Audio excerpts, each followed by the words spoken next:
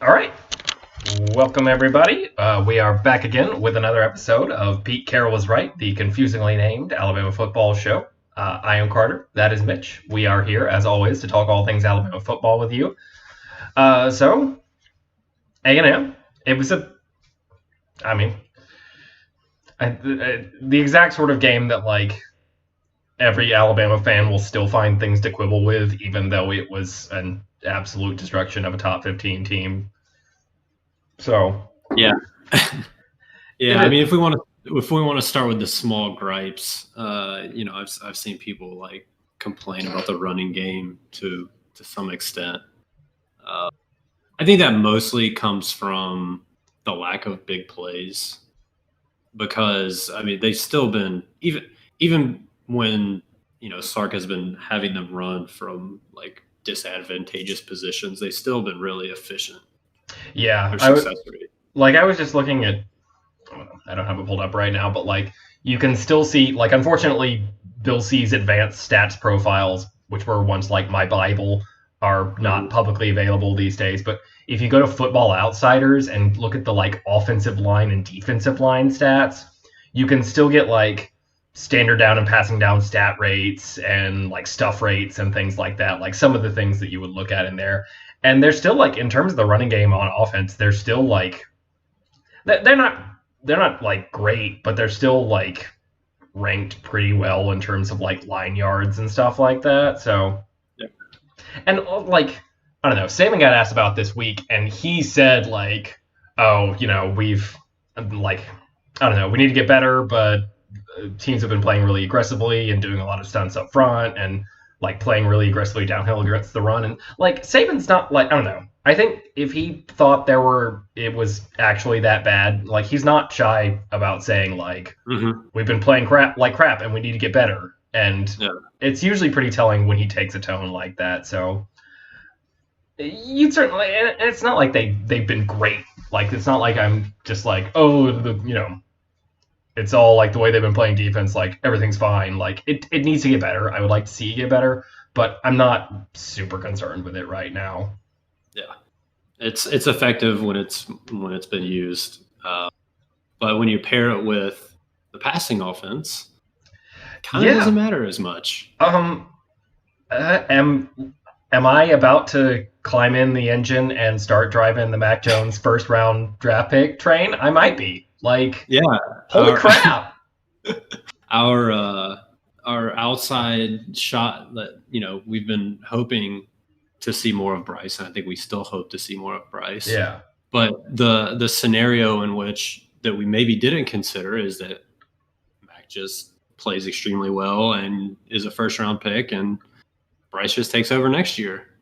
Like I don't know, it's very common to have 4 or more quarterbacks drafted in the first round or so, and like this year the top 3 are pretty well cemented in Lawrence and Fields and Trey Lance, but like after that, like I don't know, I've seen a lot of people with like Kyle Trask as their number 4 quarterback in this draft, and I think Mac Jones is better than Kyle Trask. So like, there's no question about that. But like everything that we liked and praised coming out of the Missouri game was basically like dialed up to 11 against Texas A&M. Like he was just accurate, on time, like dynamite on the deep ball, like just some incredible throws. And like, yes, the pass protection, for whatever concerns we might have about the run blocking, like the pass protection has been literally a brick wall. Like they, I don't think Mac has been sacked this year. Like I'm pretty sure they have not given up a non-garbage time sack this year in 2 games, which is pretty good. Yeah. But like we've already seen from Mac, like he's not perfect under pressure. Like we've seen him, like one of the pick sixes in the Iron Bowl last year, the one that improbably bounced off of Najee Harris's butt straight into the arms of the cornerback. That one was like a bad like throw off his back foot under pressure, and like he'll still do that sometimes, but we've also seen him like throw absolute strikes with guys in his face all the time. So like one, we know that he can be effective under pressure, and two, like he's never going to be that guy that is like rolling out on the run and throwing it across his body and just like really making a lot of plays outside the script like that. But he's really good at like shuffling his feet and kind of just making the subtle adjustments that you see like really veteran kind of like pocket passer type quarterbacks make. Like he's very good at climbing and navigating the pocket. Like he had one throw on Saturday, and we were texting about this, that like the whole, I don't know, Texas A&M like blitzed on the left side of the line or something like that, and he just very, very casually just like shifted over, like maintaining his stance like by a couple steps, and still threw a great ball. Like it was really like veteran stuff. Like yeah. And you look at that, if you look at the numbers too, I don't know if his yards per attempt finished where you had calculated at, if that was like the last attempt. But very late in the game, he was averaging 16 yards per attempt. I think he ended up with 27 attempts for 435 yards, which is a lot. I think it's about that. Yeah. So I mean, he's up to like, because I want to say, well, he was about 10 yards per attempt after the Missouri game, and I think his average now is 13. So with the same amount of pass attempts, with roughly the same amount of pass attempts between the two games, that averages out. So yeah, I think it was about 16, which is wild. And I should preface this by saying I in no way think that Mac Jones is better than Tua, but Tua only had one game in his career against like an FBS team that surpassed 16 yards per attempt. And that was like Arkansas. I don't remember if it was 2018 or 2019 where he had 13 attempts for I remember that 40 yards or something insane. But Tua never really like bombed away like this. I mean, and Tua had some great deep throw, like the throw against Tennessee in 2018, I think, where he hit Jalen Waddle, who was like triple covered, and just like dropped it in the bucket right up. Like Tua could obviously throw a great deep ball, but a lot of his long pass plays were just the getting the ball perfectly to guys in stride in, you know, the quick timing throws and letting them do the rest. Like I think Mac like already has the most career touchdown passes of 85 plus yards in Alabama history. I didn't know. And that. Yeah, it's like 3 or something. And one of them was like he had a long pass to Jalen Waddle on like a short crossing route in 2018 when he was a redshirt freshman against like Arkansas State or somebody. But then he had, so it's it's really impressive. Like I'm running out of things to say at this point. Like it's like there was plenty of reason to believe that he would be a pretty good quarterback. This is totally surpassed even when in the offseason when I would like joke about like, oh, Mac Jones first round, and then like he goes straight to the draft, and then Bryce the year after that. Like I did not expect Mac to be this good even in like joking terms. So yeah, I mean, I think I tweeted you at some point. I was like, I expect him to be good, but some sort of regressed version of what we saw against Michigan and Auburn last year. And so far, not been a lot of regression. No, and in fact, like the opposite. Like he's better. yeah, right. One other thing that I wanted to mention, I think Seth, I can't remember. Seth Galina is. Yeah, I read this article today, I think. He had a good he talked about he works for PFF, and PFF does like grades. They grade each play based on how the quarterback performs, and Mac has yet to have a turnover worthy play this season, and he leads the country in like fewest negatively graded plays, which is still like Sark can do a lot to kind of scheme things open for him, but that's those two things are still kind of completely on his shoulders.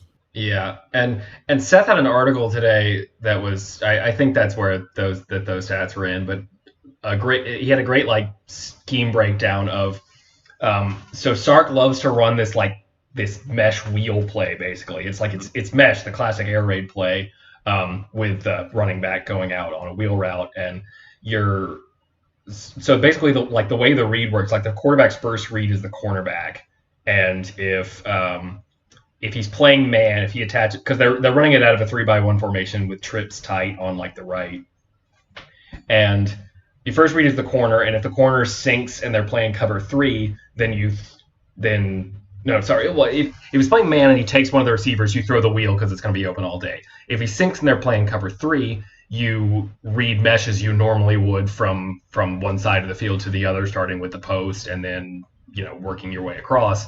They ran this play twice, and the first time the corner sinks and he hits Devontae on a crossing on the crosser from the opposite side for the first down, but as Gary Danielson pointed out on that play, the corner sank into cover 3, but he kept his hips basically inside the entire time. So if Mac had thrown the wheel route anyway, it probably wouldn't have been a touchdown to Najee because there's no way the guy could have recovered to cover it in time.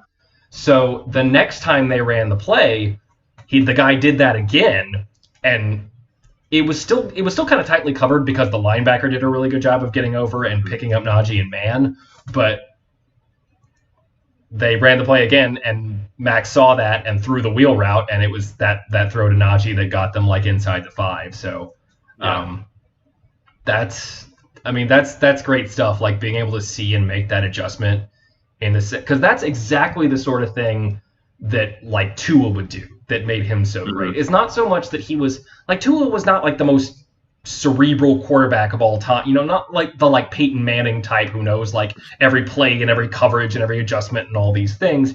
He would just like see guys and read things and make a throw that was not in the progression at all just because he saw the guy was going to be open. The 2nd and 26 play is a perfect example of that Georgia was in cover 2. Like, you're not supposed to throw that throw, but he saw the safety cheating inside and knew he could make it. And that's really veteran quarterback stuff, to be able to make that adjustment in game, to see something that's, okay, the normal read progression for the play tells you not to throw this, but if you see a guy not playing his technique properly or out of position or not keeping his leverage, then you can make a play that's not necessarily the like by the book thing. Yeah. And I don't know. I'm sure that was something they saw one of their like 30 offensive assistants saw. During the game, but it was just really good execution. Yeah, like it's this sort of thing that you go to the sideline and the coach says like, okay, if he does that again, you get him, and they did it again, and he got him. It was great. And I don't know, this is kind of a small point, but I kind of liked where they decided to use the play too, like in the red zone, kind of close to the goal line. Like, so it kind of maximizes, if you're thinking that the wheel route is going to be there, it's like kind of the optimum place to use it. Right. John Mechie, obviously, was wonderful. You now have like a legitimate third threat in this offense, which is fantastic. Miller Forrestall had a pretty good game. Like, it looks like he's actually going to have something of a role in this offense, not necessarily like an Irv Smith type role, but I don't know, good to be able to get it to a tight end. He had a great catch on that one, like very awkward throw that Matt managed to just kind of place on his outside shoulder right on the sideline. So pretty good. Yeah. We already talked about the protection's been really good. Offense is fun. They're kind of gonna need it this week, but on the defense, okay, so the big positives for me were, okay, maybe it's just an artifact of A&M, like Mizzou not having great outside receivers, or at least breaking in new ones, and A&M's guys all opting out. But it's getting to the point where it looks like that you just really can't throw deep and out. Like, you can't throw to the sidelines against like these corners. They're just shutting guys down on the outside, which is really nice to have that on both sides of the defense. Like, we knew Pat could do this and would do this to all but the best receivers they faced, but like to see Job doing it at this level this quickly. Like, I mean, we knew he had the talent, but it's been really refreshing to see that happen that quickly. I thought Chris Allen looked really good. Like, he probably looked the fastest he has ever looked in an Alabama uniform.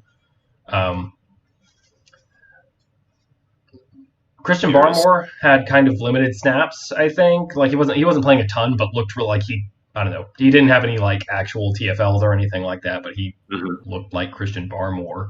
And I don't know. I'm kind of hoping to like. I would love at this point for their kind of base 3-down lineman package to have him in at the, because like they play him at the nose in passing downs all the time. Like that is their kind of standard. That like the like one defensive lineman dime package stuff that I pointed out last week. He was that guy instead of LeBron Ray this week. So they like him in that role. And I don't know, DJ Dale is just not doing a whole lot out there. Like, I don't know. Like, I don't know if he's still, like, he was very good very early in the season last year, and you could see why he had won the job as a freshman. And I don't know if he's just whatever that knee injury was that kind of limited him and then kept him out at the end of the season. He just, I don't know. Like, he's not controlling the point of attack enough against the run that I feel like it's worth the trade-off in terms of the disruption. So like, as long as Barmore's knee is okay, like I'm getting to the point where I would really like to see him at nose and base and getting more consistent snaps. Yeah, I agree. So you mentioned one thing last week that I went and checked the numbers on, or maybe it was 2 weeks ago. No, it was last week. That Golding, we're starting to see like, Golding's impact on the defense. So I went and looked at the blitz rates for Alabama. And 2018 and 2019, they were 70th in the nation, roughly, both of those years in terms of like how often they were blitzing. And so far this season, they've been 11th and 11th in a season where there's only been 70 teams. So, like it would be equivalent to like the 20th. But on the non-blitz play, so they've been roughly as successful when they've blitzed getting to the quarterback. They've been roughly top 10 just about every year. But they have seen kind of a drop off in plays where they don't blitz in terms of like getting to the quarterback. They're like 45th, I think. So yeah, I don't think I kind of agree that like they're just not the guys ahead of that have been playing, ahead of Barmore, for injury or whatever, have just not really been winning their one-on-ones enough to like not give it a shot at least. Like I thought Fedarian Mathis and Byron Young were a little better on Saturday. And LeBron Ray maybe didn't have as good of a game as he did against Mizzou, but was still pretty good. But like, it's clear that they're so much better on the front when Barmore's in there. And, it's not like they're going 8 or 9 deep like we maybe hope they might on the defensive line right now. So, if your rotation's pretty short anyway, I think you want to give a guy that disruptive as many snaps as you possibly can. I think the notable defensive positive was Malachi Moore, who just had a fantastic. He was fine against Mizzou. Like, he certainly wasn't bad. Like, had a couple of like freshman mistakes, but was generally solid. And then he was just spectacular. Like, one of my favorite things to see from a defense is when, the guy playing inside, whether it's the star or the money or whatever, is playing a little off and the defense throws like a quick crosser or slant or something like that, and the guy sees it and just drives on the ball and either makes the tackle right away for like a 2-yard gain or pulls or rips the ball out or makes and he did that several times on Saturday, and obviously the interception was a really good play. So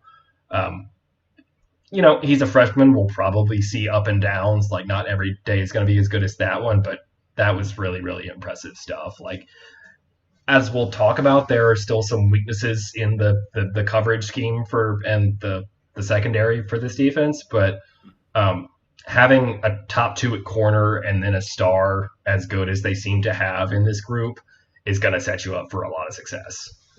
Yeah, and like we kind of knew this coming in, but he's not in there at star just because they didn't have anybody else. Like he's good. Like he won the job. Yeah.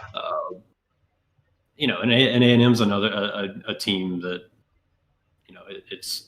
that was testing him, and right. Like it's a good sign. Daniel Wright had a fun day. Had an eventful day. Certainly ensured that we did not forget about him. I don't know. I just they had some plays late in the game, and I don't know whether it was just to get Helms snaps at safety or whether it was that they had benched Wright at that point, if it was just to get a guy a look, but they did swap that out in the fourth quarter. I would love to see Brian Branch get in there, because I don't know, we heard great things about him all camp, and I don't know, you're trying to simplify roles for guys, but if Brian Branch is one of your best guys, which for a long time it seemed like it might be, I don't know, he was a safety at high school, he was playing star for all of camp, the guy's got some versatility, and I don't know, he's a guy I would like to see get a shot. So we'll see. I mean, that is kind of the obvious Achilles heel for this defense right now. Aside from just I don't know, they seem to have trouble covering backs and tight ends in general at the moment. Part of that is that A&M's best playmakers were Aeneas Smith and the tight ends. So I don't know, when you go to that, you're going to, when that's the case, your guys who cover those people are going to get targeted. But I did in the second half, it seemed like they were just all right, enough of this, and started just isolating Christian Harris on him in man coverage, which he did fantastically. Again, This guy played corner in high school. So, as much as you want Christian's, and he was fantastic again, he was better than Dylan on Saturday, which I think some of that, Dylan was spying Mond a lot, and I think they were willing to kind of sacrifice him making splash plays for keeping Mond in the pocket, which is that kind of goes to the pass. I thought the pass rush was actually very good. They did a lot of sort of kind of mush rushy type of stuff, because I think they felt pretty confident that Mond was not a guy who would beat you from the pocket. So they got a bunch of hurries on him, and he threw the ball away a bunch of times. But I don't know, they didn't get home, but it was one of those old school Saban, pass rush is not all about sacks days. But I don't know. Anyway, you hate to lose some of Christian Harris's disruptiveness in the front, but I don't know, between Anderson and Moses and Allen, they've got kind of enough disruptiveness, I think, at linebacker, both inside and outside, that if you have a game where a guy, a back or a tight end is just killing you, it's not the worst idea to just make that Christian Harris's job, because he can do it really well. So that is an adjustment that I very much liked seeing, and when they need it, I would very much like to see it again, because it worked on those plays when they had him doing that.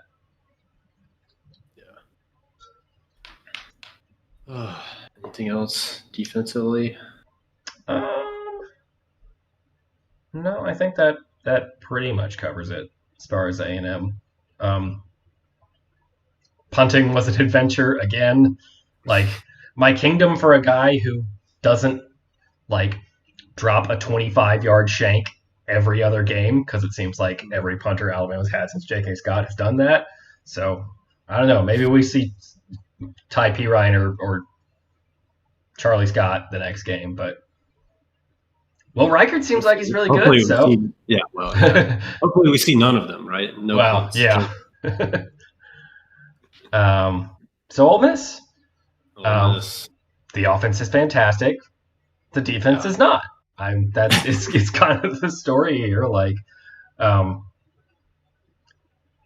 like, I don't know, I would say they don't have really great outside receiving threats, which I guess is sort of a double-edged sword because, like, one, you know that Pat and Josh can lock down those guys, but two, it means they're probably going to be looking a lot to Ely and Elijah Moore and other guys in the passing game anyway, which means they're going to be stressing the exact parts of Alabama's defense that are a little. I mean, it's sort of a moot point because it's Lane, and you know he's going to hunt and set things up and pull out every trick in the book to get the matchups he wants anyway. It's really kind of a thing he excels at.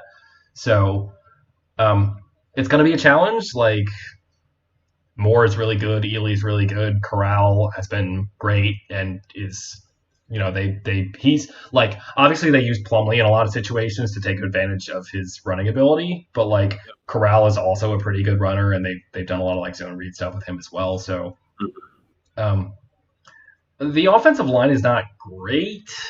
I think the tackles are okay, but the guards are pretty so-so. So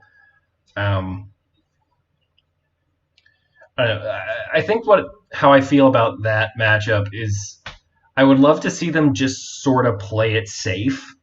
Like, I don't know. I know it's not really Saban style to make that big of an adjustment or to kind of change the ways that they do things philosophically. Mm-hmm. But, I mean, I don't know.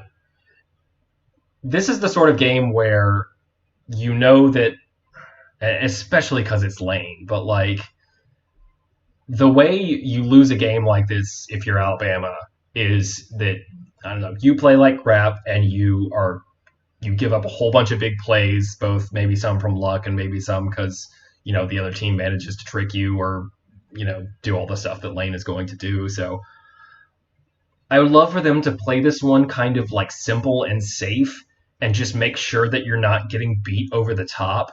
Because, like, if you're forcing them to just, like, execute their way down the field on a whole bunch of plays, like, at that point, I feel better about just, like, talent winning out. But, like, I don't know. The recipe for an upset in this game is Ole Miss hitting a bunch of huge plays because of busts or trick plays or whatever. And, I don't know. You feel pretty good about Alabama's ability to score at will, and just like keep them under 30 and you're gonna win this game. So yeah, and there's kind of the known unknown element at this point of the weather, right? Where, you know, there's a hurricane coming through and I don't know that it favors one team or the other, but it definitely is like probably it could affect the type of things that they want to do offensively. Right.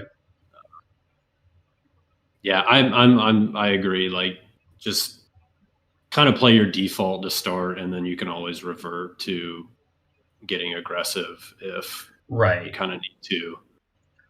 Like, this is not the game where, like, I don't know, save the tricks, save the exotic blitzes, save the you know, fancy coverage switch ups. Like, save that shit for Georgia, right? Because you want to play aggressive against Georgia. Like, they're probably from the start. Yeah, like they're not going to beat you over the top. Like, even against Auburn last week, I mean, they basically put it in cruise control the second half, but like they were killing it running the ball. And even though Bennett was like pretty efficient, he wasn't going over the top. Like, they're not going to, like, I don't know, this Kyrus Jackson guy came out of nowhere and had a really great game for them. But Auburn shut down Pickens pretty well. And even I don't know, they weren't like getting big chunk plays on offense. And so I think in that game, like, you know, every 3 and out that you can force to give you additional possessions against Georgia's defense is going to be a plus. So like pull out all the stops there, because like the risk of going aggressive is a little lower, I think, and the reward of getting a 3 and out is even higher. But in this game, like, the bust part of boom or bust on defense is the thing that could potentially get you beat here, or have you playing a much scarier game than you wanted to. So, yeah. And I mean, you don't need like a ton of stops, right? Like, but I mean, you want them, right? Like, yeah. And like you said, I think talent will win out more often than not. Right. So just start vanilla. Give your guys an opportunity to make some plays and adjust if necessary. On the other side, I don't know that there's a whole lot. Like, Ole Miss just doesn't have any talent on that side of the ball right now, is the real thing here. And so, things could get interesting with the Hurricane if it's a situation where neither team can throw the ball. And we haven't seen Alabama be able to, like, they've been very good in short yardage situations, but we haven't seen Alabama really, like, run the ball on standard downs when the other team is selling out to stop it. And maybe this is the get right game for that because Kentucky ran for 400 yards on this. Ole Miss is just going to turn every game into a Big 12 game. This if you can turn a game against Kentucky into a Big 12 game, then all bets are off against anyone else. But they gave up 400 rushing yards last week. So yeah, I was just looking at the box stats. Each player that had a rush of like at least 20 yards. 40 points to Kentucky should give you a pretty good idea. Yeah. Because like Wilson, their quarterback, is like not a great passer. Yeah.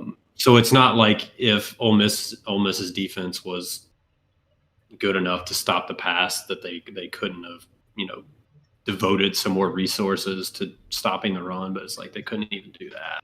Right. So we haven't seen Alabama be able to run the ball into loaded boxes and stuff at this point. So I guess there is some worry on that front if you get into a situation where it's raining so bad where you just can't even think about passing the ball. But I like their ability to kind of get it going in the run game in this one, and if the conditions are good enough to where you can pass mostly as normal, like Florida bombed away on them all day.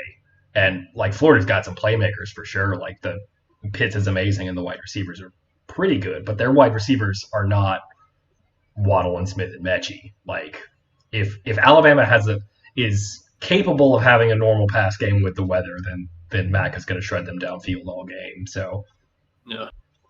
And it could be one of those things where like the first half is like kind of wet and messy, but things kind of dry up a little bit for the second half too. Yeah.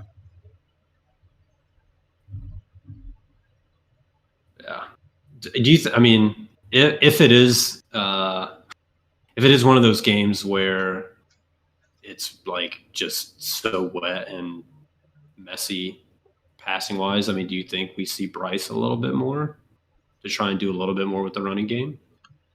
Maybe because I would assume that we see more of Plumlee on Ole Miss side. Right. Yeah. I would love. My guess is that Saban and Sark would trend toward here's a situation where a freshman could potentially make game-changing mistakes. If he fumbles or something, you think about Jalen fumbling on his first play against USC, and so I would love that. That would be a great kind of situation to take advantage of his abilities in if you just absolutely cannot pass the ball at all. It would be a very pleasant surprise for me if they actually went to that. Maybe you see it for a package or something like that, but yeah. I doubt it would be for any extended action.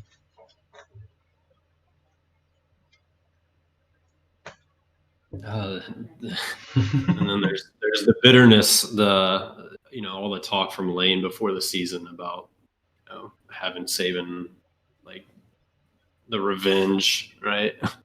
Yeah, with Saban into this game.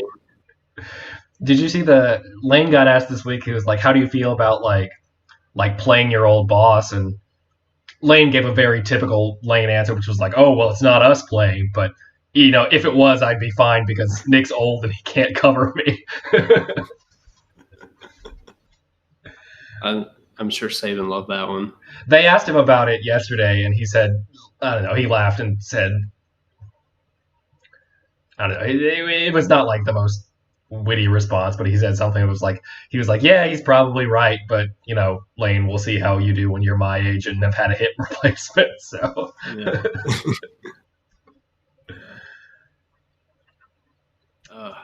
I have I guess I have trouble kind of like predicting this game because the weather can affect it so much. Like, I think my prediction before I knew that the hurricane was going to be like 59-28 or something like that. Like, it would just be one of those games where Alabama's just like, scores like 7 touchdowns in the first half. Like, I just don't see any way Ole Miss would have stopped them at all. Like, and they'd probably give up a frustrating amount of yards and points, but would never be in any serious danger of losing the game. Like Arkansas in 2018, where Morris kept drawing up like these, weird like picks for the tight ends and stuff like that, and they gave up a whole bunch of yards, but still won by 30 points. Yeah, I mean, I think if this is a normal weather game, it's like a 50-20 type game.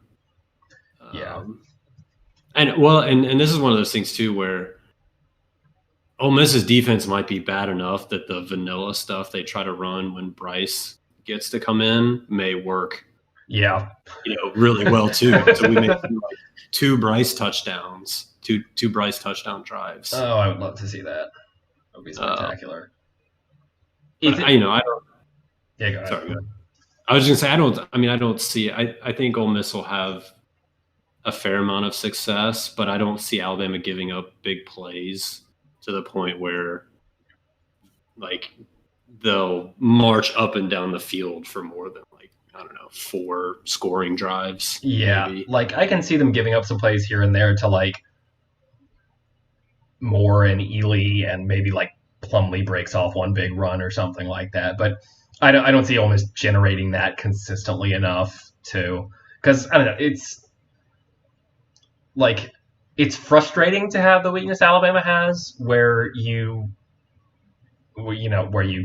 giving up things against backs and tight ends, but like it's really hard to pull together a great offense from just that. Like usually against Alabama, you have to have great plays from outside receivers to really get something going, and I don't think many teams are going to be capable. Like even like Clemson doesn't have those dudes this year with Justin Ross out. Like Amari Rodgers is pretty.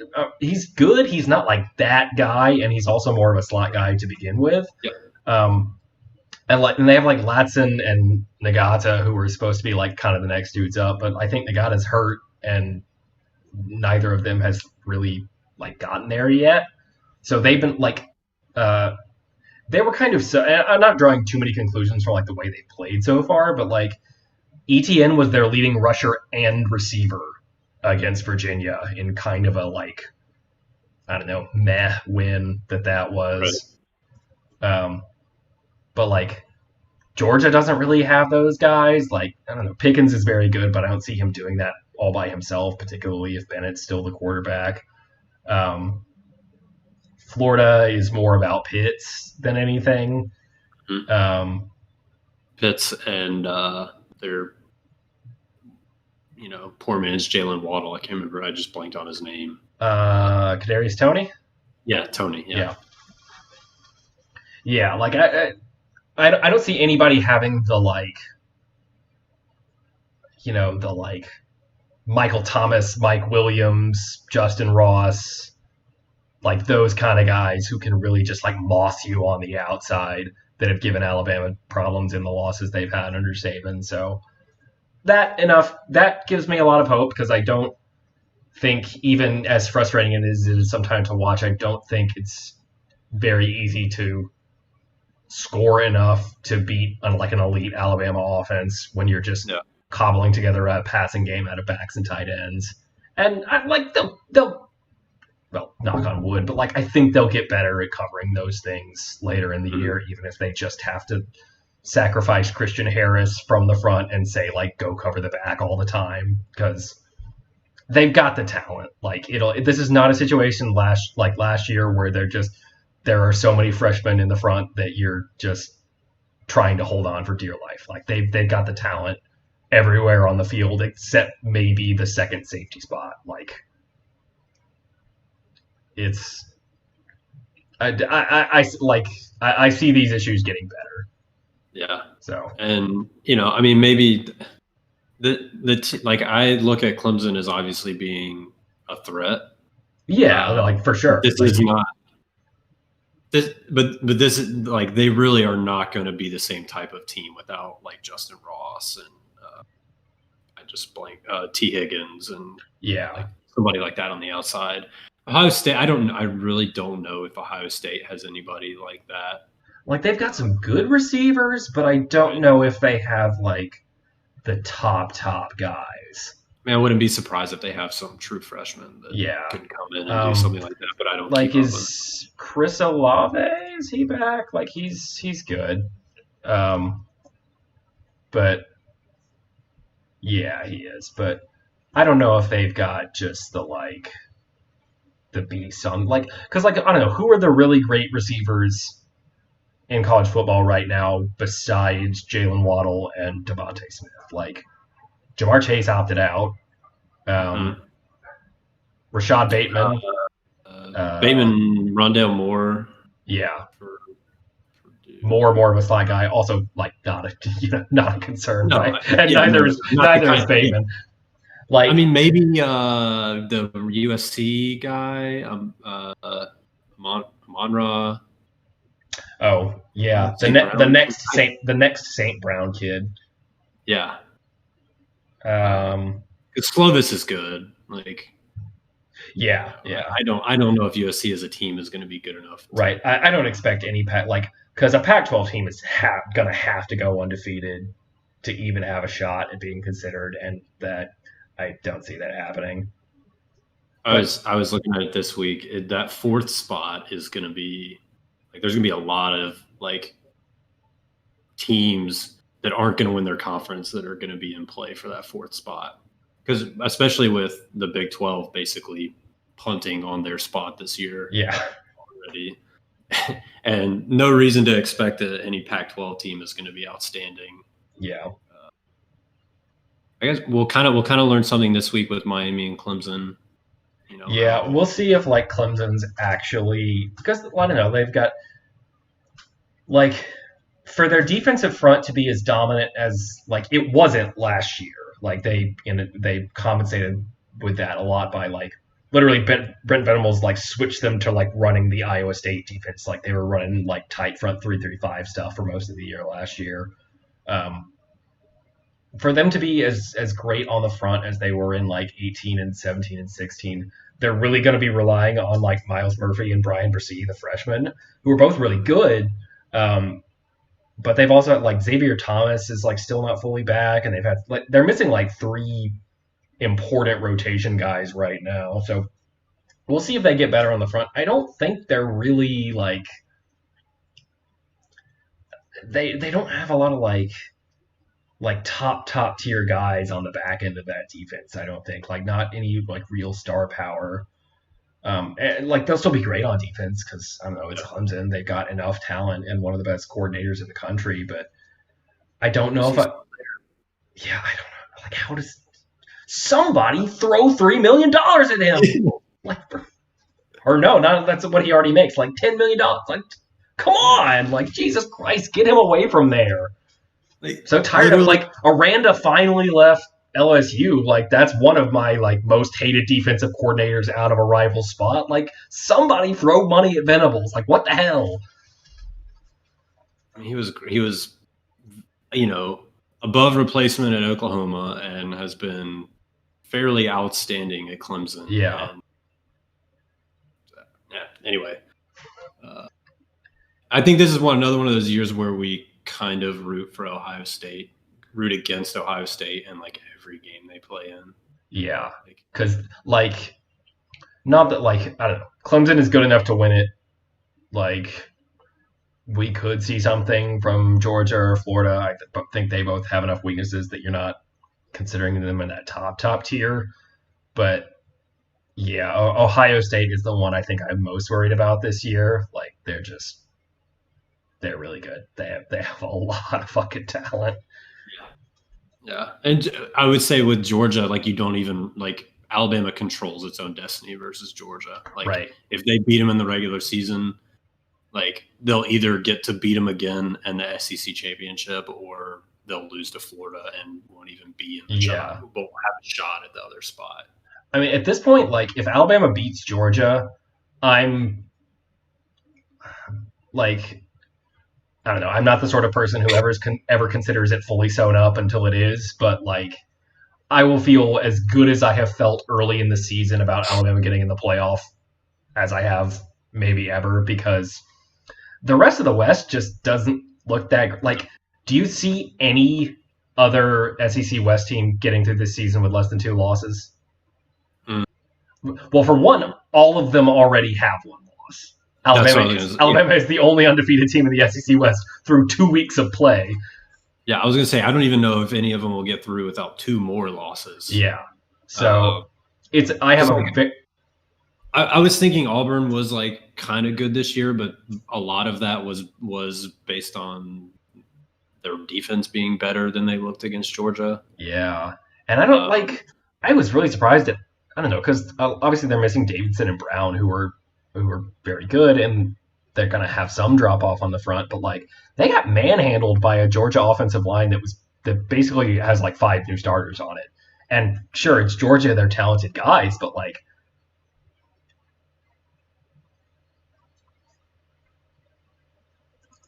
and we're back. Much later this time. Yeah, no, it's unusual. Schedule's a little off. Anyway, I did not expect Georgia's offensive line to manhandle them on the front like they did. So, I don't know if Georgia's offensive line is just a lot better than we expected, or Auburn's isn't as good, but yeah,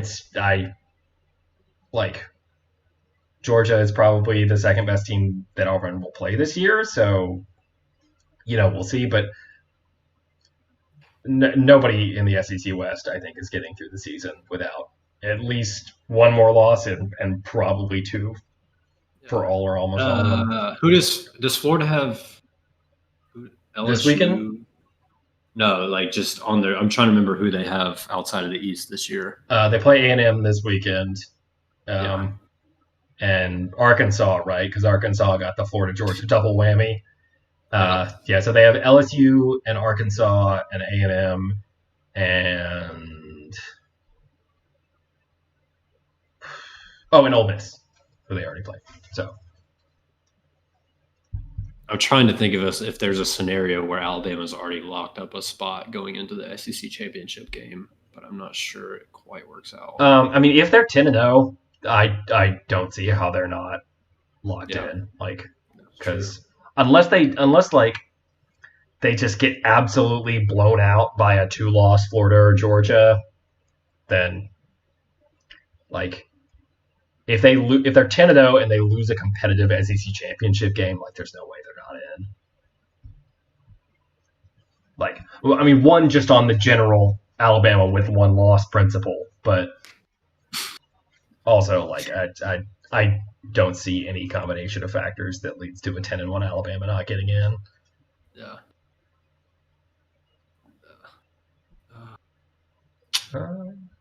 Got any? What do you think about Tennessee, Georgia this weekend? I am kind of surprised on the line. I think a lot of people liked what they did against Missouri for some reason. What is it?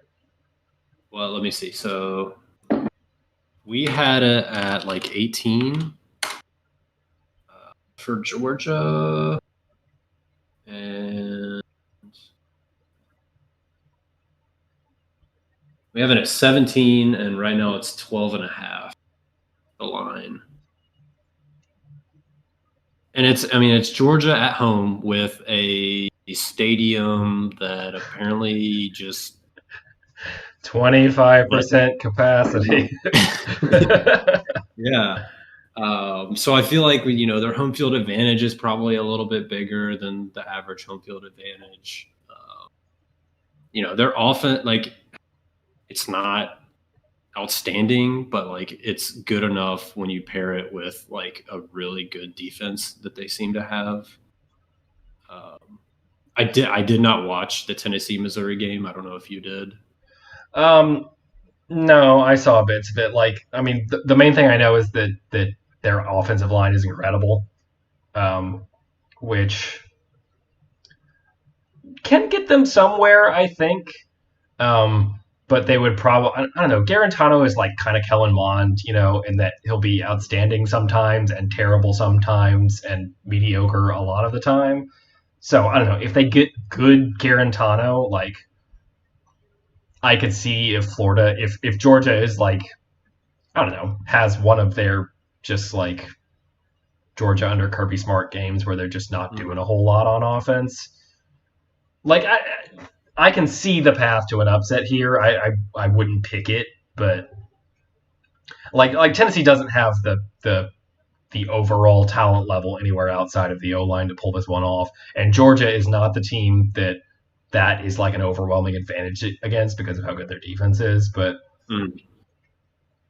I'll be paying more attention to that one than I maybe expected I would at the beginning of the year. I'm probably more interested in that game than like Florida A&M. Yeah, I think so. I see the same type of path to victory, but I just feel like it's kind of unlikely because I feel like Guarantano is not quite capable of, like, he's good and in the same way that you said Mond, like his bad games are a little bit worse than Mond's bad games are. Yeah. And for a guy that like hasn't even really been the undisputed starter for his entire career. But yeah, like, if you get excellent play from him and Pruitt has some stuff dialed up for the Georgia offense, like it's there. Yeah. Like it's like, I don't know. We've talked about the style of like the kind of defense that Georgia is, and we're at this point where no matter how good you are on defense, you're not immune to getting lit up by a great quarterback. But Garantano is not that guy, so like he's gonna have to be, and their receivers are not that great either. So they just don't, like, it's just another one of those games where Georgia has way more talent. Yeah, like all across the field. So it's going to take luck and people playing way above their expectation. If Tennessee were to win this one, I think it would be like how Georgia lost to South Carolina last year. It would be that type of game. It wouldn't be like a Tennessee erupts for 35 points or something like that. Is the storm going to affect that game much at all? Haven't really looked. No. It's the path, like it's going to make landfall like in central Louisiana, a little east of where Hurricane Laura did, and then come up kind of like, it's funny because I've seen on like Alabama boards people being like, well, why don't they just move the game to Tuscaloosa? But like the track of the storm is going to take it between Tuscaloosa and Oxford, like maybe a little closer to Oxford. But what that means, if you know anything about hurricanes, is that's going to be way worse in Tuscaloosa. Like it's almost definitely going to be raining harder in East Alabama than it is in West Mississippi if this storm goes on the track they think it's going to. So that is not a solution. Like, because I think where people are getting this, like they moved the LSU Missouri game to Columbia, but moving it to Tuscaloosa would not help.